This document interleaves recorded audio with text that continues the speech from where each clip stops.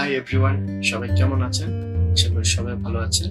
আজকে ভিডিওতে আমরা দেখব ফটোশপে কিভাবে এই ধরনের অসম গ্রেডিয়েন্ট ব্যাকগ্রাউন্ড তৈরি করা যায়। চলুন শুরু করা যাক।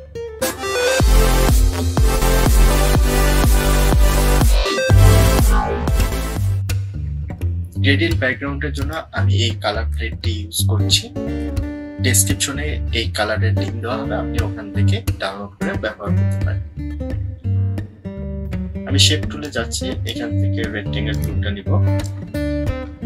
এখানে একটা রেক্টেঙ্গেল রাখলাম, স্ট্রোক কালার ডান করে দেব, ফিল কালারে গিয়ে ফিলতে ক্লিক করব, দেন আমি একটা কালার পিক করব, ওকে দিলাম। দেন এখানে আমি আরেকটি রেক্টেঙ্গেল তৈরি করব। এখানে stroke colour of, fill colour থেকে এই কালারটি পিক করে ওকে করব।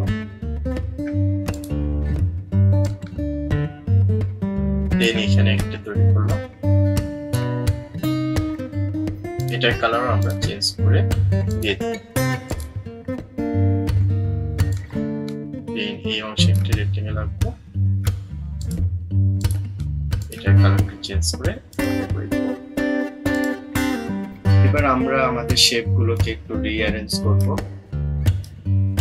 প্রথম শেপটি সিলেক্ট থাকা অবস্থায় শেপ ধরবো, দেন লাস্টের শেপটিকে সিলেক্ট করব। সবগুলো সিলেক্ট হয়ে যাবে, রাইট ক্লিক করে কনভার্ট টু স্মার্ট অবজেক্টে রূপান্তর করব। এরপর ফিল্টারে যাব, ব্লারে যাব, গাউসিয়ান ব্লারে ক্লিক করব। এখান থেকে আমরা রেডিয়াসের পরিমাণ বাড়াতে থাকব, ওকে প্রেস করব। আবার ফিল্টারে যাব, নয়েজে যাব, অ্যাড নয়েজে ক্লিক করব। ডিস্ট্রিবিউশন ইউনিফর্ম রাখবো, অ্যামাউন্ট এখান থেকে পরিমাণ মতো দিয়ে নিব।